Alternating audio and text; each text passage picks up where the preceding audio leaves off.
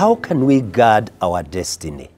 How can we ensure that we arrive at God's intended purpose for our lives? I want to suggest three things. The first thing that we need to do is to invite Jesus into our lives. The Bible tells us that when we come to Jesus, that's in the book of John chapter 1 verse 12, that he gives us the power to become the children of God. What a privilege.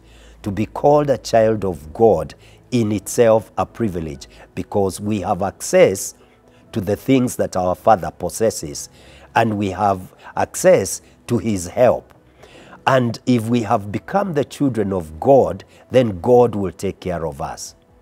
Secondly, and related to that, is that when we become the children of God, we are given the power to do what we are meant to do. For example, in the book of Luke, chapter 9, verse 1, the Bible tells us that Jesus gave his disciples, when he was sending them out, the power to cast out evil spirits, or demons as we call them. They were given authority. They were given the mandate, but also given the ability to do it. And that's the power or the authority that we are talking about. But more than that, it is that God has said that he is available for us. That's why the psalmist in Psalms 121 said the following: I lift up my eyes to the mountain. Where does my help come from? My help comes from the Lord, the maker of heaven and earth. He will not let my foot slip. He who watches over you will not slumber. It's a privilege to be a child of God, because now we can look up to God, who gives us safety, he gives us protection, he gives us the authority to take the battle to the enemy. In the book of Matthew chapter 16, around verse 18, Jesus said that he has given authority to those who believe in him, so that the gates of hell will not prevail against them. Please note, it is not that the hell will not prevail against our gates, but it is us that are taking the battle to the enemy, so that we can get what belongs to us. So it's the gates of hell. It means the believers have gone to where the devil is hiding and where he's hoarding what belongs to us. So with that authority, we can do whatever God, has destined for us to do, so that we can get to realize what is intended for our lives. But thirdly, it is that God has provided other people. We know that we were created not to be alone. From the very beginning, one of the things that God saw that was not good is for a man to be lonely. So he created somebody to help. We read that in the book of Genesis chapter 2 verse 18. That's the first thing that God saw. It is not good for a man to be alone. But I want to extrapolate that and say it is not good for anybody to be alone. We should not withdraw. God created us to be social beings. We are supposed to be with other people.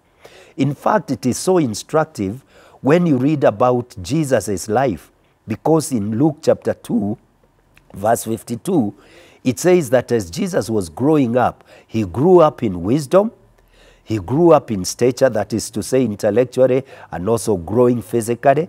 But also it says that he grew up in favor with God and with man.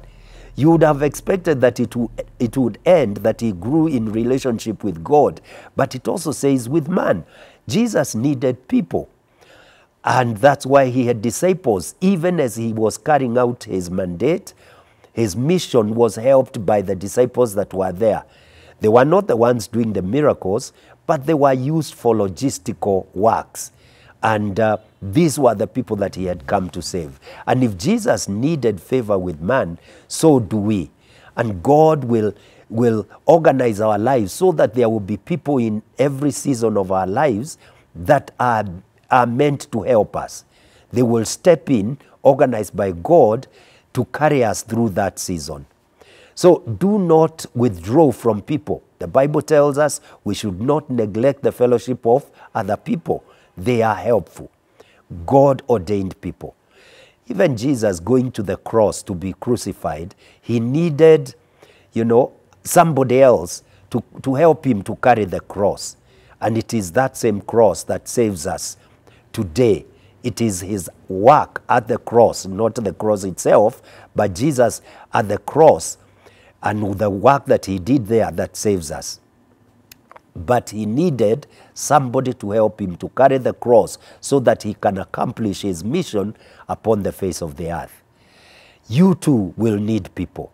So it is important, if I may repeat what I have said, for you to first know God, give your life to God, but secondly, recognize that you have been given the power and the authority against the forces of darkness that are against you. And thirdly, to ensure that you don't withdraw from people because they will be used of God. Sometimes to point out blind spots in your life, and they will be a blessing so that you can arrive at your destiny. And destiny for me is the God-ordained purpose, because when God put you upon the face of the earth, he had that which he wanted to accomplish with your life, and you don't want that to be compromised in any way. So let's do that and see where God will help us to arrive at. Thank you very much.